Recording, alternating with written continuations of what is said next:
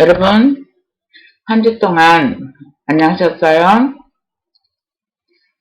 또, 저희 가야대학교에서 그 대면 수업이 언제 될지 모른다고 연락이 와서 다시 우리 온라인 수업을 하게 되었어요. 아마 대면 수업은 아마 1학기 동안에 조금 어려울 것 같기도 해요. 그래서 제가 여러분들 참 보고 싶고 이렇게 대면하고 같이 놀이도 하고 프로그램도 짜고 이래야 되는데 같이 실습하면서 자연에 접해서 우리 산에도 가고 이러려고 했는데 이게 참 코로나 때문에 여러 사람을 많이 힘들게 하죠. 그쵸? 여러분들도 지금 이런 온라인 수업 하기에 참 힘들고 불편하죠? 저도 그렇답니다. 그래도 우리만 그런 게 아니라 모든 사람들이 그러니까 다 좀 힘을 내시고 조금 처지지 마시고 더 모든 걸 이겨나가면서 더욱 우리가 발전된 모습으로 나가야 되겠죠? 이번 시간에는 우리가 그 숲유치원의 자연과 환경에 관련된 유치원에 대해서 공부하고자 해요. 그래서 최근 독일 유아교육 현장에서는 숲유치원이 아니더라도 아이들에게 자연적이고 친화적인 환경적인 방법을 통해서 유치원 내에서도 자연을 가깝게 체험할 수 있는 가능성을 부여하고 있고요. 또 환경을 보존하고 함께하는 환경유치원, 즉 환경유치원이 자연유치원이에요. 환경유치원이 갈수록 증가하고 있는 추세예요. 독일 전역에서는 약 20개 곳에서 자연유치원이 분포되어 있고요. 일과 시간은 숲유치원과 같이 여름에는 8시 30분부터 오후 1시까지고 고정된 건물은 없으나 봄에는 숲과 들판에서 또 여름에는 갯벌과 해변가에서 가을과 겨울에는 숲에서 이루어지는데요. 이를 위해서 준비할 수 있는 컨테이너를 섬 곳곳으로 옮겨가면서 교육을 하고 있다고 합니다. 그래서 환경유치원 아이들은 특히 식물들과 많은 경험을 하게 되고요. 또 실내에서 각종 꽃을 키우며 화분을 갈아주는 일과 바깥 정원은 토마토와 해바라기 등을 돌보는 일 등도 있고요. 그리고 환경유치원에서는 유아들의 소비 태도를 주목하여서 볼 필요가 있는데요. 예를 들어서 매일 새로운 옷을 입으려 하거나 혹은 유행하는 바지를 항상 입으려고 고집하지를 않는데요. 의복이란 세탁해서 다시 입으면 된다는 의식 아래서 세탁 시에도 화학적인 세제를 사용하지 않고 환경 친화적으로 만들어진 세제로 만든 것으로 쓰도록 교육이 된다고 합니다. 또 환경유치원은 실내에서는 원목으로 만든 가구들만 있고 화학 처리된 가구나 또 플라스틱 가구나 놀이기구를 일체 사용하지 않는답니다. 그래서 책, 벌상, 서각, 교구 진열대 등 모든 비품들이 목수에 의해서 일일이 제작되어서 공장에서 다양하게 생산된 제품들보다는 검거할 뿐 아니라 나무 자연향을 그대로 맡을 수 있고 또 나무 무늬결의 아름다움을 느낄 수 있는 장점이 있어요. 또한 환경유치원에서는 놀이와 작업을 위한 자료들도 자연적인 소재들로 이루어져 있고요. 또 자연적인 소재들은 유치원에서 통상 준비하여 놓지만 자주 학부모들과 유아들로부터 기증을 받아서 사용하기도 한답니다. 유아가 이와 같은 자연 소재를 가지고 놀이를 하기에 자연스럽게 유아의 창의성이 증진되는 기회가 많이 갖게 된대요. 환경유치원에 있어서 영양은 또 하나의 중요한 테마이기도 하고요. 유아의 건강한 아침 뷔페를 위해서 교사와 유아가 직접 여러 가지 곡식들이 들어간 빵을 만들어서 붓고 또 과일이나 신선한 토마토나 당근 등의 채소, 유아용 차, mü슬리 등을 준비한다고 해요.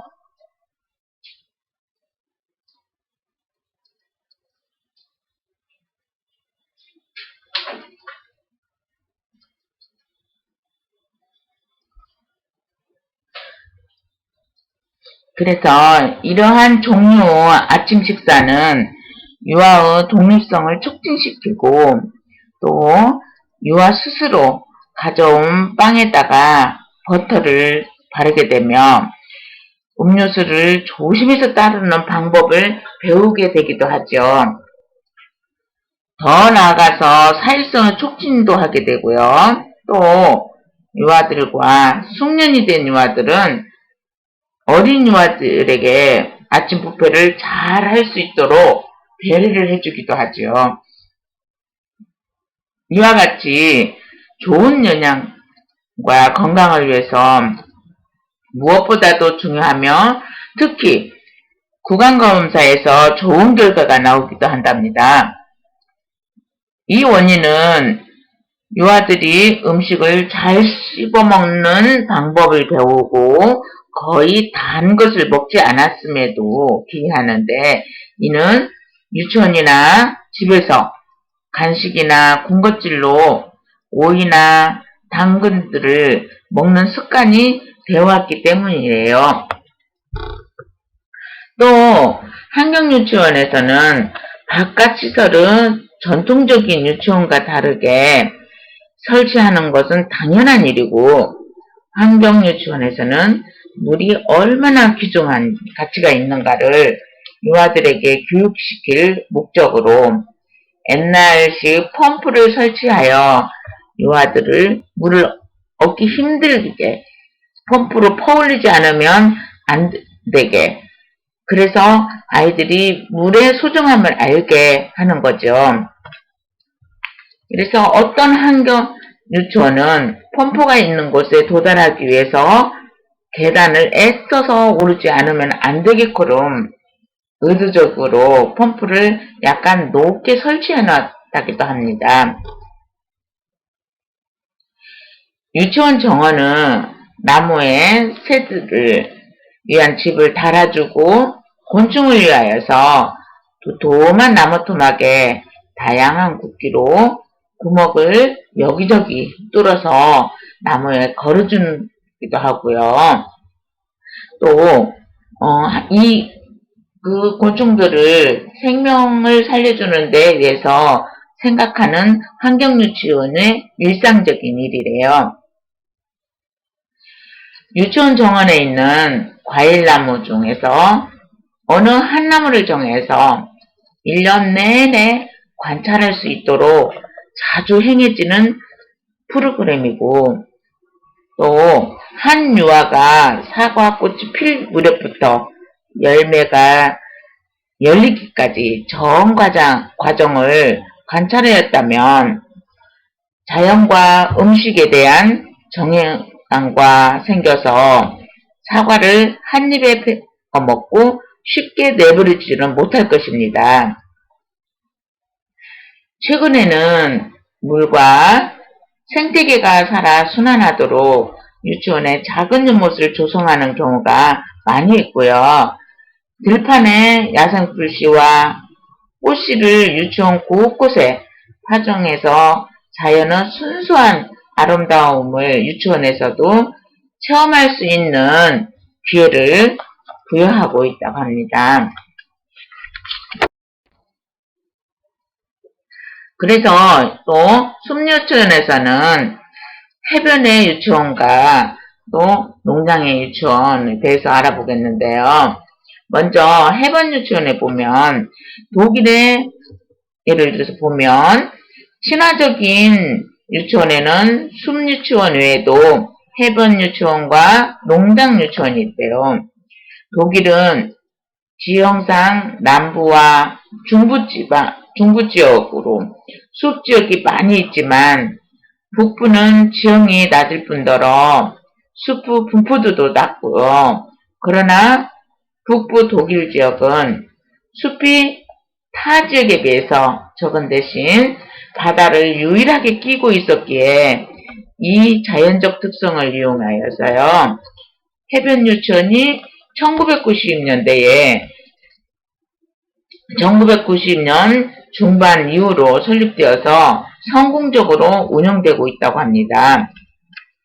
그래서 이 해변 유치원, 숲 유치원과 마찬가지로 여름에는 4시간, 겨울에는 3시간에 걸쳐서 자유스러운 해변에서 매일 자연 체험을 할 수 있도록 교육이 행해지며 또 3살에서 5살 혼합연령으로 학급을 구성되어 있다고 합니다.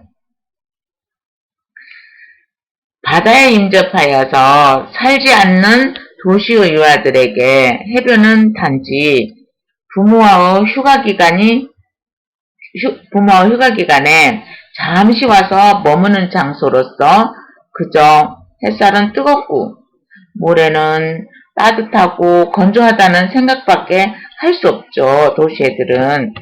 그러나 바닷가에서 태어나고 성장하고 있는 유아들에게 있어서는 바다는 나날의 삶의 장소로서 해변 지역이 가진 특징과 조건들을 수용하며 살아가기에 이 장소를 교육의 장소로서 적극 활용한다는 것은 교육적으로 대단한 의미가 있을 수 있으리라고 할 수 있습니다.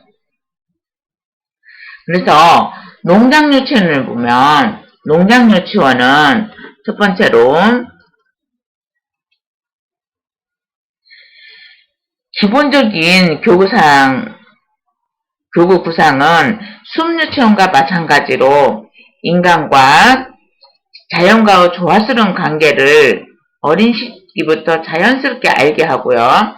유아의 신체와 정신을 전인적으로 성장하게 하고 발달시키는 데 있고 또 첫 번째로는 농장 유치원은 1999년도 초에 브레멘시에서 학부모가 설립하였어요. 그래서 이 유아가 온갖 작물을 직접 재배하며 특히 동물 사육에도 중점을 둔 자연체험 활동 중심의 교육으로 둔 자연체험 활동 중심의 교육이 이루어지고 있다고 합니다.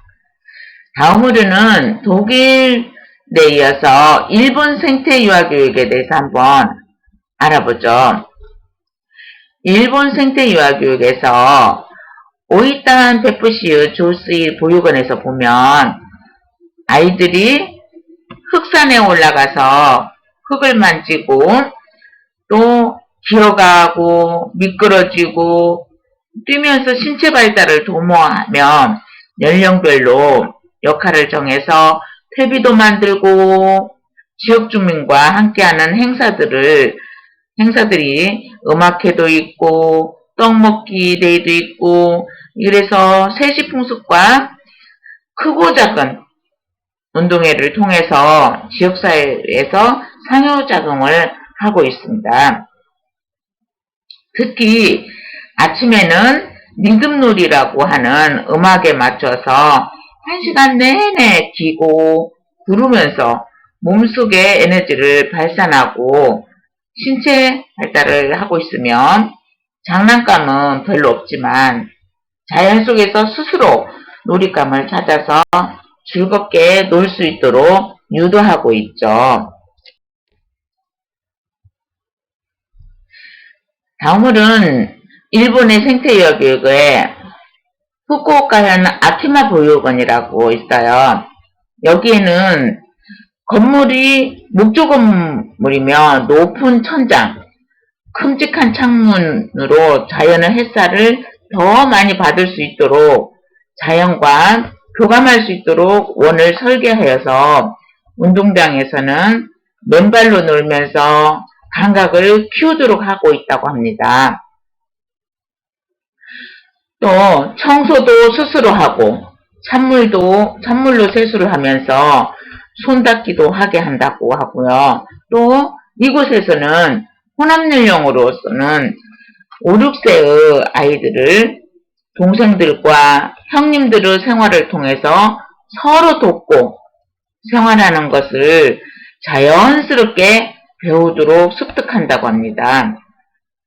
또 이 보육원은 또 하나의 가족을 만드는 큰 집이고 생활습관, 형제에게 교육도 아주 중요하다고 합니다. 그래서 바다, 산, 강으로 가는 것은 체력을 키우는 주요 프로그램으로 유아기 목표는 자연 속에서 건강히 뛰놀며 체력을 키우는 것이라고 합니다.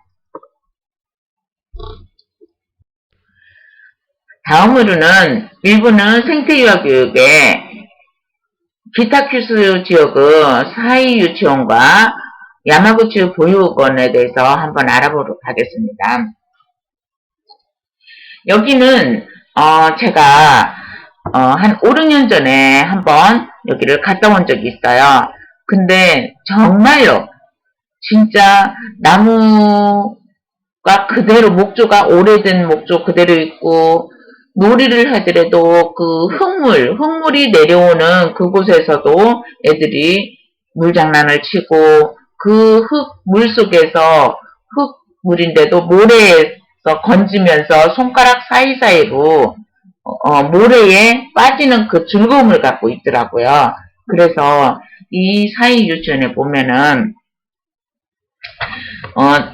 자유의 보육의 신념을 가지고 있고 또 아이들이 밖에서 바람을 맞고 햇빛을 받으며 뛰어놀아야 한다는 신념으로 실천하는 곳이에요.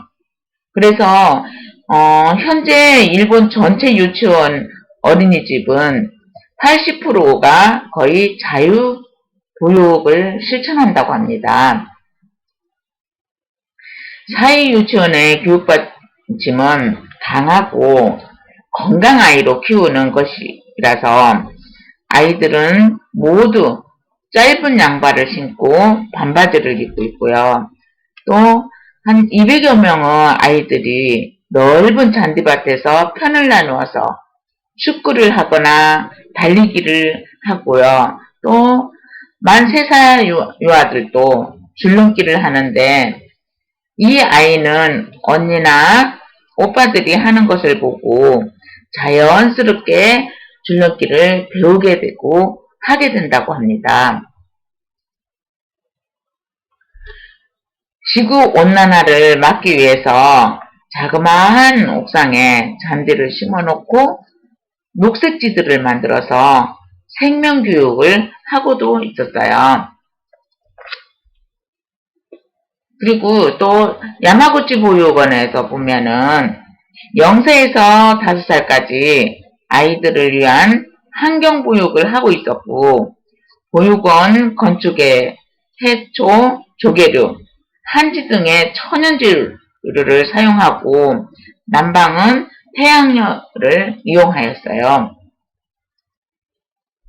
텃밭에는 씨를 뿌리고 가꾸고 거두는 체험을 하는 것을 1년 동안 유아들이 식물의 순환 과정을 직접 체험해 보기도 위한 것이고, 지속 가능한 사회주체를 키우는 것을 목표로 하는 교육자들은 자연은 아이들에게 놀이터를 제공하고, 아이들은 상상력을 자극하고 키울 수 있는 가장 좋은 장소이기 때문에 자연 속에서 자연을 느끼고 노는 것을, 이를 통해서 자연과 인간과의 관계를 체험하도록 하고 실질적인 놀이를 하고 있었어요.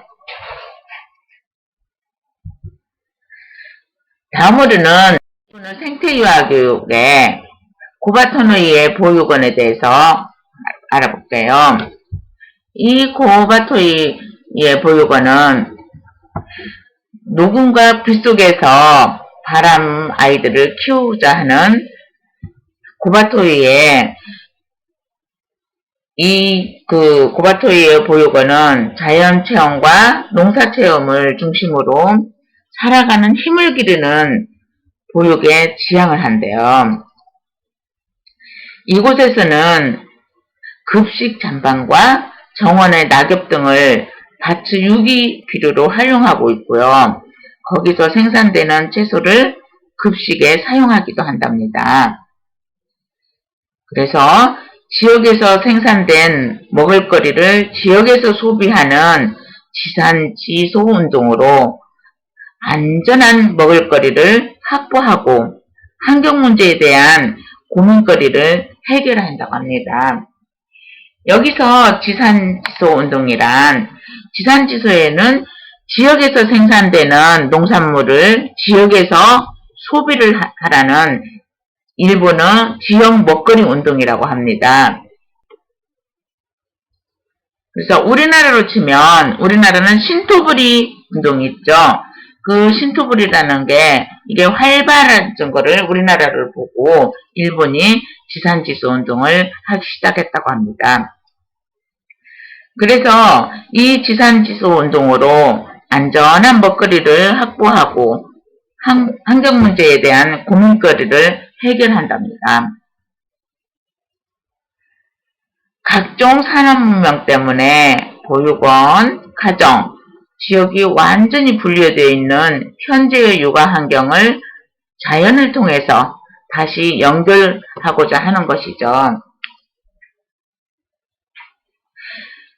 그래서 아이를 키우는 일은 지역사회가 같이 하는 일이라는 의식을 갖게 하고, 아버지와 아버지회, 아버지의 운영함으로써 보육원, 가정, 지역사회의 연계를 모색하고 있고요.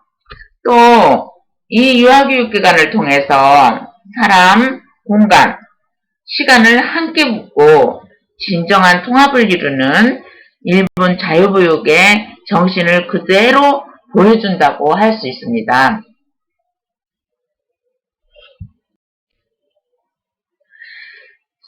다음으로는 일본의 생태유아교육의 쿠마모토현 양성원에 대해서 한번 볼게요.